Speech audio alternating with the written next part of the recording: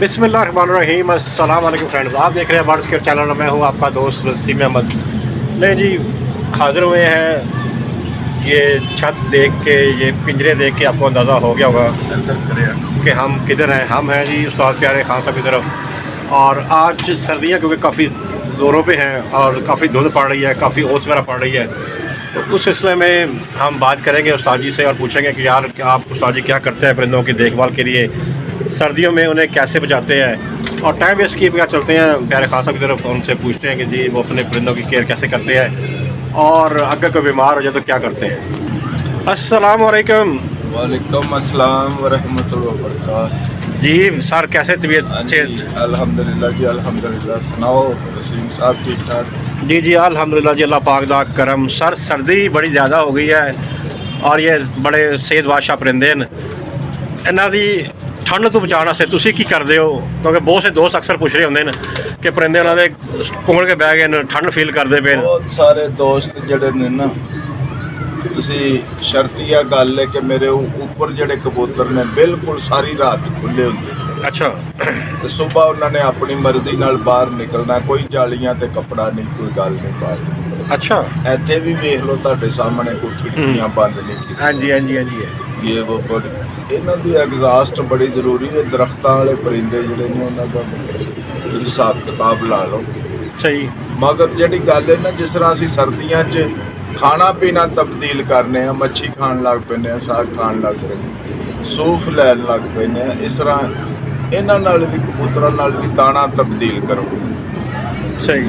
ਹਾਂ, ਅੱਧਾ ਦਾਲ ਦਾਣਾ ਪਾਓ, ਉਹਦੇ ਤੋਂ ਘੱਟ ਜਿਹੜਾ ਕਬੂਤਰ ਦਾਣਾ ਘੱਟ ਪਾਓ, ਥੋੜੀ ਵਿਟਾਮਿਨ ਵਾਲੀ ਫੀਡ ਪਾਓ।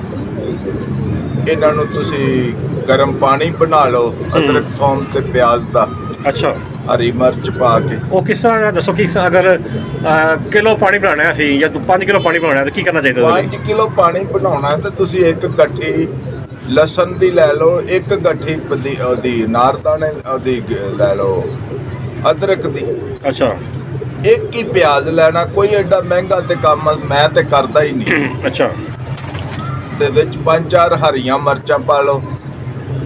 अच्छा। ਤੇ ਕੋਈ 50 ਕੁ ਰੁਪਏ ਦਾ ਤੁਸੀਂ ਮਸਾਲਾ ਵਿੱਚ ਪਾ ਲਓ। ਅਗਰ 5 ਲੀਟਰ ਤੁਸੀਂ ਪਾਣੀ ਬਣਾਉਣਾ, सही।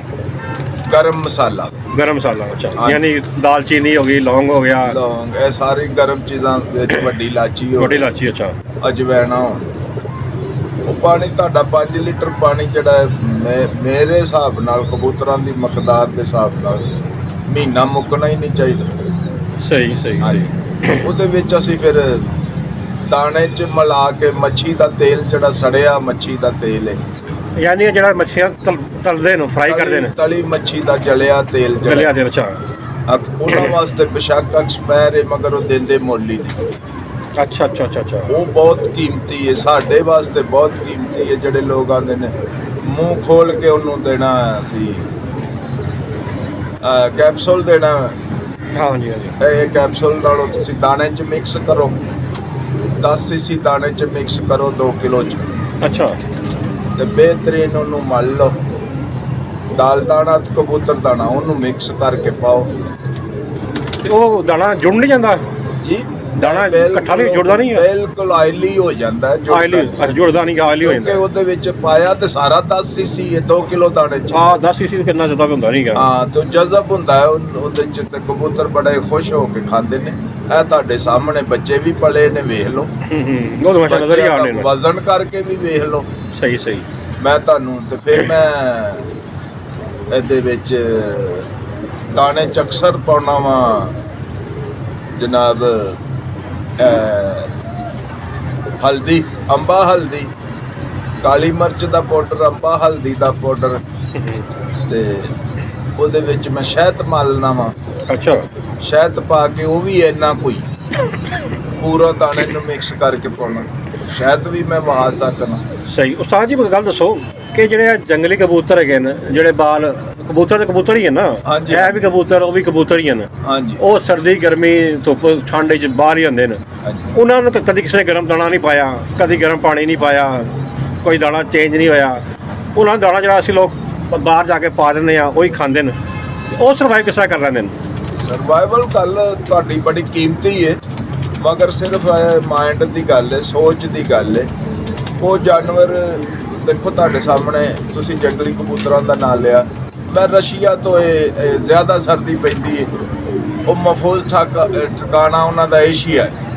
ਸਹੀ ਰੂਸ ਤੋਂ ਥੋੜੇ ਪਰਿੰਦੇ ਆਉਂਦੇ ਨੇ, ਬਹੁਤ ਆਉਂਦੇ ਨੇ, ਸਹੀ ਲੱਖਾਂ ਦੀ ਤਾਦਾਦ ਨਾਲ ਆਉਂਦੇ ਨੇ। ਐ ਨਹੀਂ ਕਿ ਜੰਗਲੀ ਕਬੂਤਰ ਬਿਮਾਰ ਨਹੀਂ ਹੁੰਦੇ, ਜੰਗਲੀ ਕਬੂਤਰਾਂ ਨੂੰ ਲਕਵਾ ਝੋਲਾ ਨਹੀਂ ਹੁੰਦਾ, ਉਹਨਾਂ ਦੀ ਖੁਰਾਕ ਜੰਗਲੀ। ਅਸੀਂ ਇਹਨਾਂ ਨੂੰ ਜਿਹੜੀ ਪੂਰੀ ਕਰਨੇ ਆ ਨਾ, ਸਾਨੂੰ ਕੋਈ ਕਬੂਤਰ ਗੁਫ਼ਤਗੂ ਨਹੀਂ ਕਰਦਾ, ਸਾਨੂੰ ਨਜ਼ਰ ਆ ਜਾਂਦਾ ਕਿ ਇਹ ਕਬੂਤਰ ਢਿੱਲਾ ਹੈ, ਵੀ ਇਹ ਜਾਨਵਰ ਢਿੱਲਾ ਹੈ। ਅਗਰ ਮੈਂ ਇਹਦੇ ਬਾਰੇ ਅੱਛਾ ਅਗਰ ਇਹਦੇ ਮੈਂ ਇੰਝ ਕਹਾਂ ਕਿ ਐਸ ਅਸੀਂ ਸਾਨੂੰ ਕੇਜ ਬਰਡ ਬਣਾ ਲਿਆ ਸੀ, ਪਰਿੰਦਿਆਂ ਨੂੰ ਕਵਰ ਕਰਤਾ ਪਿੰਜਰਾਂ 'ਚ ਪਾ ਕੇ, ਉਹ ਹੁੰਦਾ ਓਪਨ, ਉੱਡਦਾ ਫਿਰਦਾ ਰਹਿੰਦਾ ਦਾएं ਬਾएं, ਉਹਦੀ ਐਕਸਰਸਾਈਜ਼ ਬਹੁਤੀ ਜ਼ਿਆਦਾ ਹੁੰਦੀ ਹੈ। ਇਸ ਵਜ੍ਹਾ ਨਾਲ ਇੱਕ ਫਰਕ ਪੈ ਸਕਦਾ ਇਹਦੇ ਨਾਲ? ਐਕਸਰਸਾਈਜ਼ ਨਾਲ ਬਹੁਤ ਫਰਕ ਪੈਂਦਾ। ਐਕਸਰਸਾਈਜ਼ ਨਾਲ ਤੇ ਪਸੀਨਾ ਆਉਂਦਾ ਜੀ ਜੀ। ਜਿਮ 'ਚ ਜਾਂਦੇ ਹੋ ਤੁਸੀਂ, ਤੁਹਾਨੂੰ ਪਸੀਨਾ ਆਉਂਦਾ। ਐਕਸਰਸਾਈਜ਼ ਤੇ ਬਹੁਤ ਵੱਡੀ ਚੀਜ਼ ਹੈ, ਕਿਉਂਕਿ ਕਬੂਤਰ ਜੰਗਲੀ ਕਬੂਤਰ ਦੇ ਦਿਨ ਰਾਤ ਉੱਡਦਾ ਹੀ ਰਹਿੰਦਾ ਨਾ, ਦਾएं ਬਾएं ਜਦੋਂ ਮਰਜ਼ੀ ਉੱਡਿਆ। ਕੁਛ ਕਰਦੇ ਨੇ, ਦੇਖੋ ਤੁਹਾਡੇ ਸਾਹਮਣੇ ਉਹ ਵੀ ਧੁੱਪ ਸੇਕ ਰਹੇ ਨੇ, ਹਾਂਜੀ ਬੈਠੇ ਨੇ, ਸਹੀ ਸਹੀ। ਠੰਡ ਉਹਨਾਂ ਨੂੰ ਵੀ ਲੱਗਦੀ ਹੈ, ਅਸੀਂ ਉਹਨਾਂ ਨੂੰ ਮਰੇ ਵੀ ਵੇਖਦੇ ਆ, ਉਹਨਾਂ ਨੂੰ ਲਕਵੇ ਝੋਲੇ 'ਚ ਵੀ ਵੇਖਦੇ ਆ। ਇਹ ਕੋਈ ਗੱਲ ਨਹੀਂ ਕਿ ਉਹਨਾਂ ਨੂੰ ਕੁਝ ਨਹੀਂ ਮਿਲਦਾ, ਉਹਨਾਂ ਨੂੰ ਵੀ ਹੁੰਦਾ। ਉਹ ਤਾਦਾਦ ਕਾਫੀ ਚ ਹੁੰਦੇ ਨਾ। ਹਾਂਜੀ। ਦੂਜੀ ਗੱਲ ਉਹੀ ਹੈ ਨਾ ਕਿ ਅਸੀਂ ਉਹਨਾਂ ਨੂੰ ਜਾ ਕੇ ਵੇਖਦੇ ਨਹੀਂ ਗਏ, ਇਸ ਵਜ੍ਹਾ ਨਾਲ ਉਹ ਸਾਨੂੰ ਨਜ਼ਰ ਨਹੀਂ ਆਉਂਦੇ, ਲੇਕਿਨ ਸਾਰੀ ਬਿਮਾਰੀਆਂ ਉਹਨਾਂ ਨੂੰ ਵੀ ਹੁੰਦੀਆਂ ਨੇ। ਉਹਨਾਂ ਨੂੰ ਵੀ ਹੁੰਦੀਆਂ ਨੇ। ਅਸੀਂ ਜਿਹੜੇ ਸ਼ੌਕ ਨਾਲ ਰੱਖੇ ਨੇ, ਅਸੀਂ ਤੇ ਤੁਹਾਨੂੰ ਅੱਗੇ ਵੀ ਮੈਂ ਤੁਹਾਨੂੰ ਸ਼ਾਇਦ ਹੁਣ ਵੀ ਵਿਖਾ ਸਕਣਾ, ਉਹਦੇ ਵਿੱਚ ਇੱਕ ਬੜਾ ਅੱਛਾ ਸਿਰਪ ਹੈ, ਸਿਰਪ ਕਾਹਦੇ ਲਈ?